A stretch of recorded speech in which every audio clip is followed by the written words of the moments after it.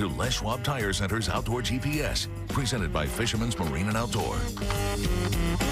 Good morning, everybody. I'm Owen Hayes. You're watching Les Schwab Tire Center's Outdoor GPS, presented to you by Fisherman's Marine and Outdoor. And it's going to be a very, very busy week here in the Northwest when you're talking about fishing opportunities and sport shows. The Pacific Northwest Sportsman Show is coming up. I think it starts on Thursday.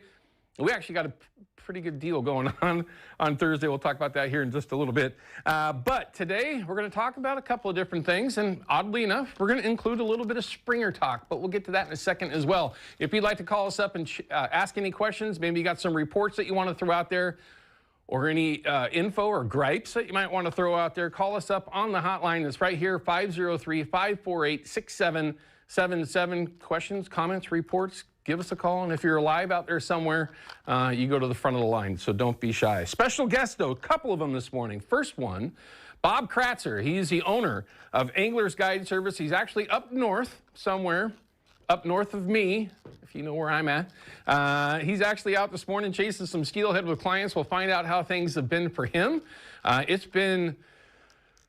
Well, I'll have my report from, I actually did get out this week and chase steelhead. I mean, it was a semblance of chasing steelhead.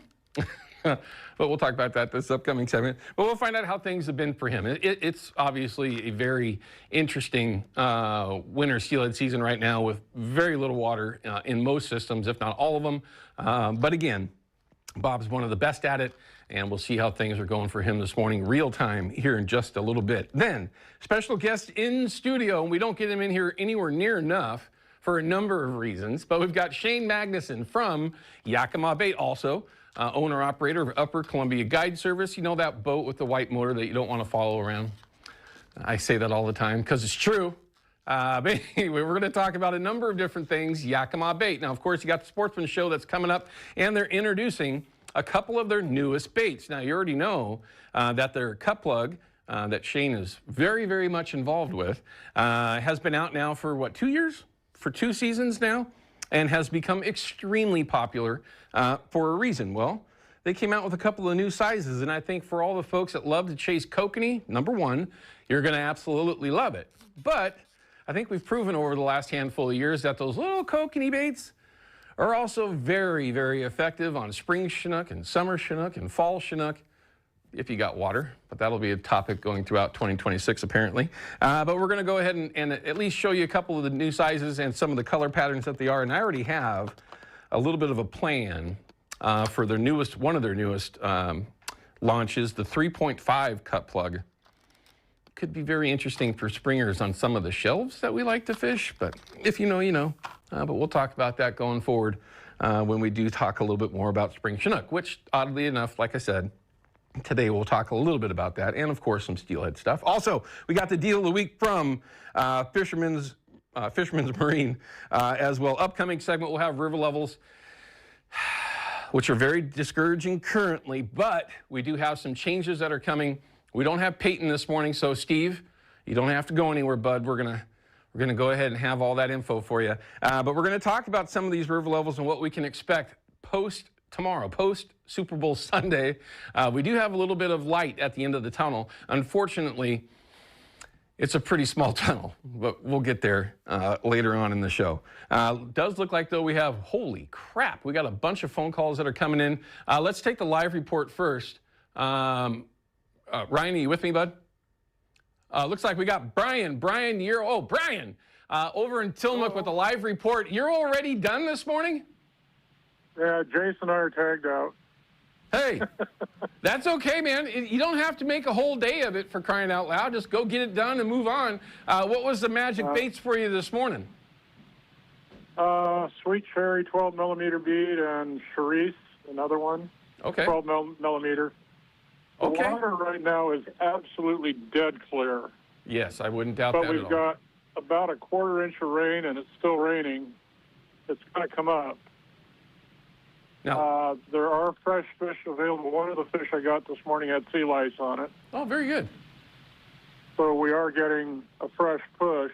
So I stopped by the Wilson. The Wilson was the same way. It was dead clear last night. And there were a couple guys at Mills Bridge that were just cleaning house. Okay, interesting. Yeah, we're going to talk about that this upcoming segment, everyone. The river levels everywhere and the conditions are very, very similar on all the systems. So it's great that we get a real-time report from Brian here. That North Coast area all the way down, clear, low, is the theme, unfortunately. Well, good. I'm glad that you're able to get out there and have some fun this morning. It sounds like, what does that make it? 51, 52 so far for you? 53. Oh, got to make sure to get that right. Brian, thanks for calling and sharing the report. We appreciate it from the North Coast area, Tillamook area, and has already had a great morning. Brian, thank you, sir. We'll talk to you soon again. Looks like we might have, here's a good one. This is just a reminder that I'm looking at, right, Ryan? About the spring bear tag. Make sure, listen, every single year it seems like I forget to put in for my spring bear tag. I'm not going to do that this year. Kenny, if you're out there watching, we need to figure out a plan. But the 10th of February is the last day to put in for your spring bear tag. So don't forget that. Seems like I do I always remember on the 11th or the day after, whatever that happens to be. All right, let's cut to a quick break. When we come back, we got a report segment. I'm going to kind of burn through that. I got some reminders here, but we don't want to forget the photos that everyone's been sending in. We got a lot of them we're going to show you. No videos, though, this morning, unfortunately. But here's, wow. Look at that steelhead. Hatchery steelhead, it looks like, even, unless I'm not getting a good view there. It looks like a hatchery. First steelhead of the year. Kylie, wow. Just a dandy. Based on the condition or what that... the shoulders are on that fish. Guess where that came from? It's not a local one. That's a coastal, looks like. First tiger rockfish. Wow, pretty. Now, usually when those rockfish look pretty, they're probably pretty delicious as well, if that's one that you can retain. I have no idea. John, thanks for sending the photo over. Wow, that's a big stringer, big stringer trout for sure. Alex's weekend haul. Yeah. That's the way to do it. I mean, if you're going to make meat for the family, make a lot of it, right? Don't go big or go home, right? Buck fever, Jason, nice mule deer. Looks like a 4 on one side, no eye guards to speak of. 4x3, 4x2. Yeah, looks like it. Dandy, congrats on that. Already starting to think about hunting season. Shane and I were just talking about that before the show, and I'm already nervous about that September timeline. With as little water we have right now, something to be concerned with. We're going to have to pay attention to that this year. Days with Dad. Sarah, thanks for sending the photo over. Nice steelhead. Looks like a steelhead. Big trout? No, that's a steelhead. Congrats. Sarah, thanks for sending the photo over. It's easy, everyone. We're going to get there. Oh, you got to stop this. This is just killing me. Duck season has only been over for 2 weeks, and I'm already losing my mind. If you're a duck hunter, you know. I feel you, man. We're all there. We get it. Final day of the season. Annie, thanks for sending the photo over. Nice little strap there of looks like pintail and mallards. It was a great finish to a very odd year. That's right. Oh, here's another one. I'm kidding. Just send them in. We can relive it all together, okay? Great hunt. Rex, thanks for sending the photo over. I just love it. Wasn't it just a weird year? Maybe not for everybody. For us, for where I was hunting, it was not a lot of pintail for a long time, and then all of a sudden, just like with the mallards, they just showed up at the end of the year. Jennifer's bull trout, yeah, look at that. That's a nice one. Aren't those goofy looking fish, though? I guess they're have you ever eaten bull trout? Mm-hmm. Is it just like a Mackinaw, or is it just a Mackinaw? Like Mackinaw. Okay, fair enough. Jennifer, thanks for sending that over. Here's another good one. Last day, Brody's out there doing the work. Quick side story. I had to wait for waders for my daughter on that last hunt of the year for us. Finally get her waders, and then the water was too deep for her to even go out and help with decoys. She wasn't feeling too bad about that, though.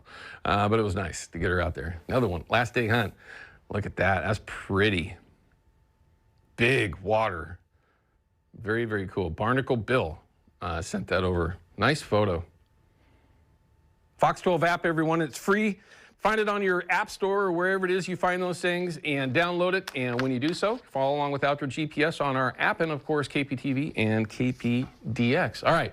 We do have one call that's on the line. We're going to take that when we come back from this break. If you'd like to join in, it's easy. It's the GPS hotline, 503-548-6777. But when we come back, we're going to talk about river levels, which is really the big story right now. If you're like me and that's all you're doing is chasing steelhead, you need water. And at the very least, find water where the fish are going to be hanging out, which might even be the biggest problem.